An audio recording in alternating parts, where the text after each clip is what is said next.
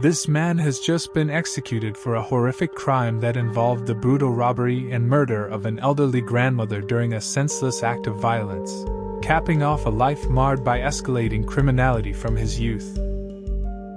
His name was Melvin Trotter, and he was put to death by lethal injection at Florida State Prison after nearly 4 decades on death row.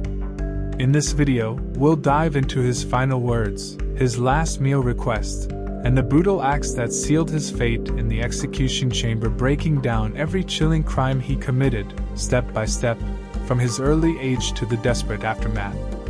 Melvin Trotter was born in 1961 in Manatee County, Florida, as the product of a sexual assault, which profoundly shaped his early years. He grew up fatherless, with his biological father absent from his life, and endured severe emotional deprivation and physical abuse from his alcoholic mother, who struggled to cope with the circumstances of his conception. Trotter was one of 11 siblings. His family perceived him as slow from a young age, and he experienced developmental delays in speech, academic learning, and adaptive skills. His earliest memories were steeped in emotional deprivation and physical abuse from his birth mother, leading to him being placed into foster care at age 9.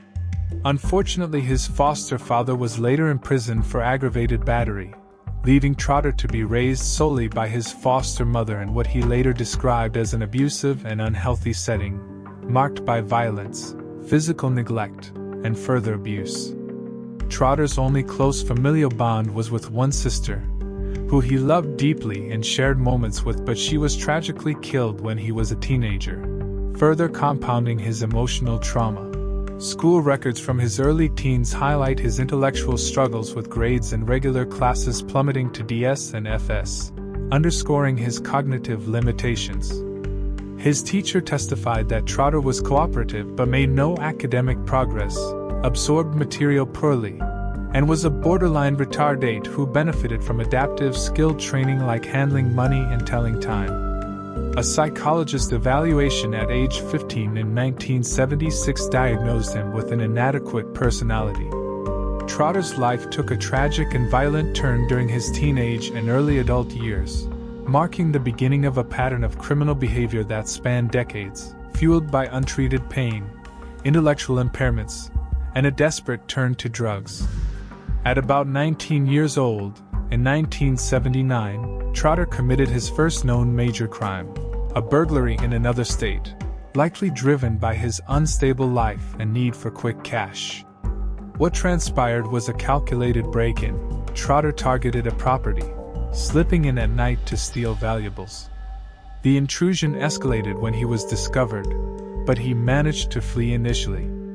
However, his lack of planning stemming from his impaired common sense and inability to foresee consequences left traces that led authorities straight to him. Police caught him through basic investigative work and witness tips, leading to his arrest shortly after. He was convicted of burglary and, as a young offender, received a relatively light 6-month prison sentence. But it marked his first taste of the system. Despite the sentence, Trotter was released after serving his 6 months, but his freedom was short-lived before violence struck again, pulling him deeper into a cycle of crime. In 1985, at around age 25, Trotter committed another escalating offense, a burglary of an occupied dwelling that turned into a robbery with a deadly weapon, resulting in 2 concurrent 2.5-year sentences. The crime unfolded on January 13, 1985, in Manatee County, Florida. Trotter and an accomplice targeted a home, breaking in while the victim was awake. What started as a burglary for money quickly turned violent. Trotter pinned the terrified victim down, restraining him physically to prevent escape or resistance, while his accomplice ransacked the room, tearing through drawers and belongings in a frantic search for cash and valuables. They overpowered and threatened the victim with a knife, heightening the fear and danger. The victim survived, though traumatized from the whole experience. Trotter's impulsive nature shone through again. He didn't cover his tracks well, and police caught him through victim identification combined with stolen items recovered nearby. He was arrested, convicted of burglary of an occupied dwelling and robbery with a deadly weapon, and sentenced on June 11, 1985. But shockingly, by the time of his next crime, he was out on house arrest or community control for this very offense, a lenient measure that allowed him to roam free and strike again. This time around it was deadly. Melvin Trotter, then 26 years old, struck again with force, this time, in a robbery that spiraled into unimaginable brutality. On June 16, 1986, in Palmetto, Manatee County, Florida, Trotter, high on rock cocaine and desperate for drug money, waited outside Langford's grocery store, a small corner shop owned by 70-year-old Virgie Langford, a beloved mother of 4 who had run the business for 5 decades and was days away from retirement. He lurked until the last customer left, then slipped inside under the pretense of buying but directly targeting the register for some cash. What transpired next was a nightmare. Trotter rifled through the cash register, grabbing about $100 in cash and food stamps, his hands shaking from the high. Langford was in the backyard, innocently cutting meat with a butcher knife when she heard noises from her store. When she came in to know what was happening inside, she saw Trotter with some cash and food stamps. Trotter immediately seized her knife in a frenzy and strangled her first, choking the life from her frail body to subdue her, then stabbed her 7 times, 6 in the right side and 1 in the left, including a large abdominal wound that left her intestines exposed and blood pooling on the floor. He held her down during the attack, making it especially heinous, atrocious, and cruel in the eyes of the court. The violence was fast, unnecessary, and excessive. As no other person was inside the store at the moment, a few witnesses outside saw when Trotter left but never heard any suspicious shout or sound from the store. So no one went to check, but Langford, remarkably, clung to life long enough until a truck driver who entered her store to buy some stuffs saw her almost dying, but she was able to describe who her attacker was: a black man in his 20s, wearing a Tropicana badge shirt, before being rushed to the hospital. She underwent emergency surgery but succumbed to cardiac arrest hours later. Her family left devastated, blaming not just Trotter but the bureaucratic do-gooders who allowed him freedom on house arrest. Trotter fled the scene, callously using the stolen money to buy more rock cocaine, showing no immediate remorse as he fed his addiction. The motive was pure robbery, escalated by his drug-fueled paranoia, perceived threats, and unresolved trauma, turning a theft into the execution of an unarmed elderly woman. Just 4 days later, on June 20, 1986, Trotter was indicted and arrested after he was being traced with Langford's dying description of her attacker perfectly matching Trotter. A witness spotted him loitering nearby before the crime. He was traced to Tropicana Company, who gave details about his employment, which helped trace him to the place he was living then. During the search, police found the Tropicana badge t-shirt, which was recovered with blood stains that matched that of Langford, and a handprint at the scene sealed the forensic match. Police pieced it together with witness statements. Trotter first denied it but later claimed no premeditation since he arrived unarmed. But his impaired judgment from cocaine and intellectual disabilities fueled the rage. Melvin Trotter's trial took place in 1987 in the 12th Judicial Circuit, Manatee County Circuit Court in Florida. In April 1987, the jury found him guilty of first-degree murder and robbery with a deadly weapon. During the penalty phase, the jury recommended death by a non-unanimous 9-3 vote on May 18, 1987. The judge imposed the death sentence for murder and a concurrent 12-year term for robbery, which was later adjusted to 17 years. Aggravating factors included Trotter's prior criminal history, the 1979 burglary and 1985 robbery with a deadly weapon, establishing his escalating pattern of violence and dangerousness. On the defense side, his attorneys fought back, presenting mitigating factors like his traumatic upbringing, intellectual disability, below-average IQ, slow learner unable to plan, and cocaine intoxication impairing his control and judgment, pleading for life over death. He was resentenced after the Florida Supreme Court found some errors in handling aggravating factors in his former conviction, while reversing the sentence.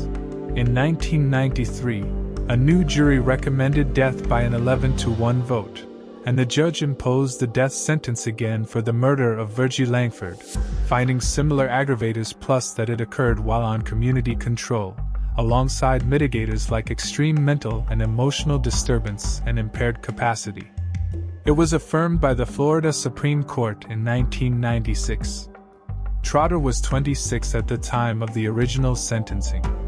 Melvin Trotter languished on death row for almost 40 years, where he reportedly showed remorse in letters and statements. His lawyers launched numerous appeals to reverse the verdict, challenging his intellectual disability factors and the law against executing intellectually disabled offenders. Evidence included childhood IQ scores of 69 to 70. The circuit court denied all on July 7, 2005, questioning expert reliability and finding insufficient evidence by clear and convincing standard. They also challenged the lethal injection protocols and the use of expired drugs in execution, incorrect dosages, unauthorized drugs, poor record keeping, leading to risks of conscious pain, and prolonged suffering, as seen in past botched executions like that of Angel Diaz's. But every one of his appeals was shot down, including over a dozen motions and petitions since 1996, 2 to the U.S. Supreme Court, both denied, federal habeas denials, and a final one by the U.S. Supreme Court on February 24, 2026, which rejected it without comment. Finally, on January 23, 2026, Florida Governor Ron DeSantis signed Trotter's death warrant, scheduling the execution for February 24, 2026, at 6 p.m. Eastern Time at Florida State Prison near Stark in Bradford County, making it the state's second execution of the year, following a record 19 executions in 2025. Trotter, age 66, requested a simple final meal: fish, cornbread, cake, and soda. He woke early that morning but declined additional details on routine. He met with family and spiritual advisors that day but had no noted visitors in the final hours. The execution used lethal injection via a 3-drug cocktail at Florida State Prison. At around 6 p.m., the process began in the chamber. Trotter entered the chamber, was strapped to the gurney, and before the drugs were administered, the warden asked if he had any last words. Trotter replied, "No." The drugs began flowing shortly after. Trotter barely moved, showed minimal physical reaction, and was declared unconscious around 6:08 p.m. A medic was summoned about 8 to 12 minutes in to check vital signs, and Trotter was pronounced dead at 6:15 p.m. Eastern Time. This marked the 4th U.S. execution of 2026 up to that point, with Florida having a history of leading in prior years. No complications were reported, and the process was described as routine by state officials. Witnesses included independent journalists and Virgie Langford's family members, including her children, who blamed Trotter and the system for their mother's death, and expressed disappointment over no apology or confession but a sense that justice was served. For them, that day marked the end of a wait that had lasted nearly 40 years, providing some measure of closure amid unimaginable pain. Florida Department of Corrections officials noted the execution proceeded without incident, while some advocates highlighted Trotter's rehabilitation in the prison and criticized the state for ignoring his intellectual disability and rushing executions. This wraps up the chilling tale of Melvin Trotter, executed for murdering Virgie Langford. What are your thoughts on this case? Was justice served? Let me hear your thoughts in the comments.